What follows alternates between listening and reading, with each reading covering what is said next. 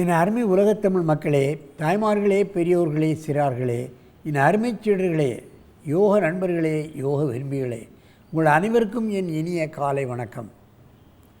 கலைஞர் தொலைக்காட்சி நிகழ்ச்சியில் நலமுடன் வாழ என்னும் பிரிவில் யோகாசனத்திற்கு அதிகாலை வேளையில் முதல் நிகழ்ச்சியாக முக்கியத்துவம் தரப்பட்டிருக்கின்றது. பல காலமாக நடைபெறுகிறது. 10 ஆண்டுகளுக்கு மேலாகவே தொடர்ச்சியாக நடைபெற்று கொண்டிருக்கின்றது. மற்ற நிகழ்ச்சிகள் எல்லாம் கொஞ்ச நாள் ஓடும், அப்படியே அது நின்றுடும். ஏனென்றால் அவைகளெல்லாம் பார்ப்பதற்கு ரசிப்பதற்குத்தான் இருக்கிறதே தவிர மனித உடல் நலனை பேணுவதற்காக அல்ல.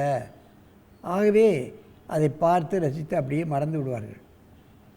இப்பொழுது அப்படி அல்ல. மக்களுக்கு தேவையான நிகழ்ச்சிகள் இப்பொழுது தேவை. உடல் நலத்துக்கான தேவை, மாணவர்கள் நலத்திற்கான நிகழ்ச்சிகள் தேவை. ஆகவே தான் இந்த நிகழ்ச்சி ஆண்டு கணக்காக நடைபெற்று கொண்டிருக்கின்றது. மக்களும் பார்க்கிறார்கள், பார்த்து பழகுகிறார்கள், பலனை எய்து கொண்டிருக்கின்றார்கள்.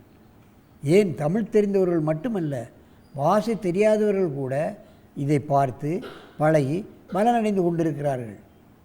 நமக்கு எழுதுகிறார்கள், கடிதங்கள் எழுதுகிறார்கள், தொலைபேசியில் தொடர்பு கொள்ளும் பொழுது மிக்க மகிழ்ச்சியாக இருக்கின்றது.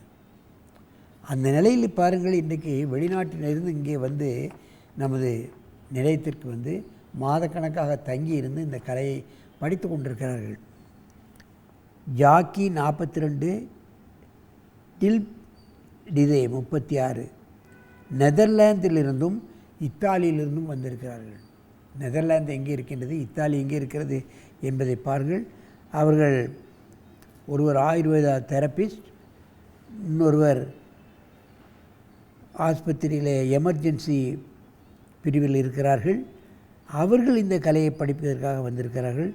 அவர்கள் இப்பொழுது ஒரு கம்பைன்டு அற்புதமான ஆசனத்தை செய்ய போகிறார்கள். நீங்கள் பார்க்க வேண்டும். அர்த்த ஹலாசனத்தில் அடுத்த நிலையில் சக்கராசனம் செய்ய போகிறார்கள். You can do it please.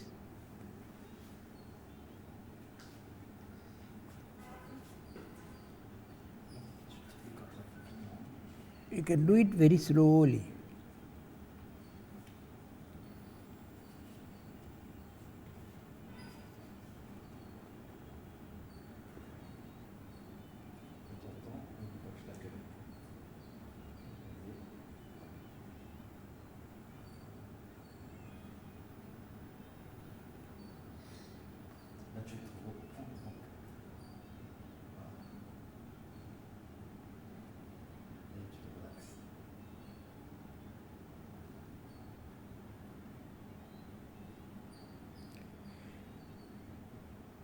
இவர்கள் இந்த ஆசனம்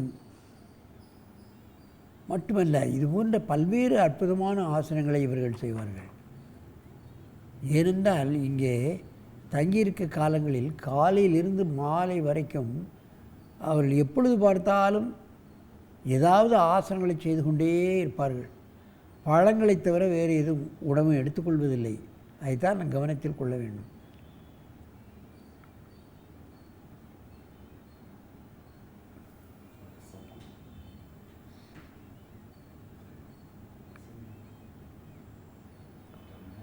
ஹலாசனத்தில், அர்த்த ஹலாசனத்தில் சக்கராசனம் பாருங்கள். Relax.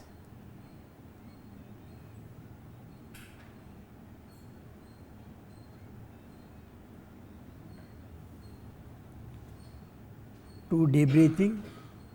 You can cross. Yes.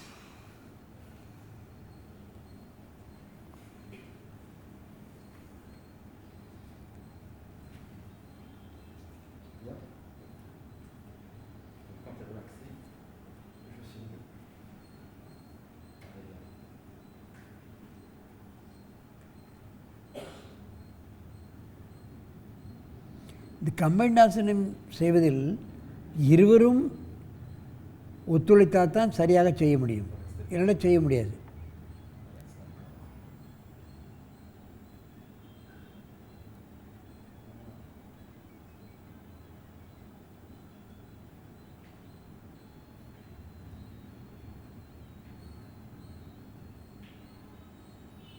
பாருங்கள், எவ்வளவு அற்புதமாக செய்கிறார்கள் பாருங்கள்.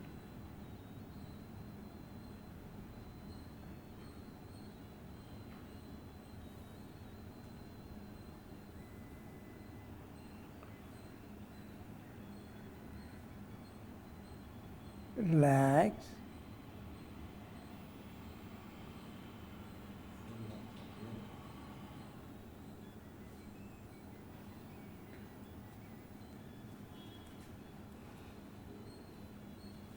Do it, padmasan.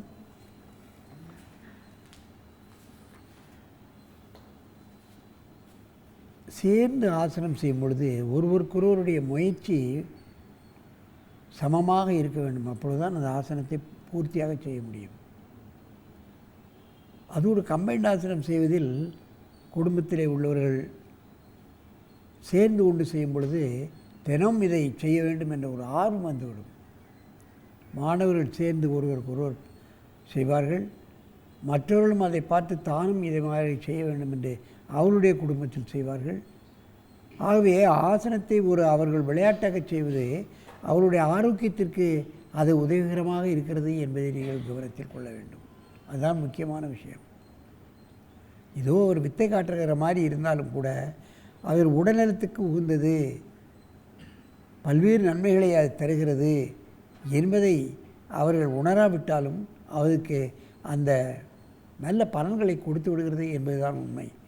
ஆகவே இது போன்ற கம்பைன்ட் ஆசனங்களையும் வீட்டிலே உள்ளவர்கள் மாணவர்கள் கம்பைண்டாக செய்து தங்கள் உடலையும் உள்ளத்தையும் உறுதியாக வைத்துக்கொண்டு நலமுடன் வாழ வேண்டும் என்று கேட்டு உங்களிடமிருந்து விடைபெறுவது ஆசனம் ஆண்டியப்பன். வணக்கம்.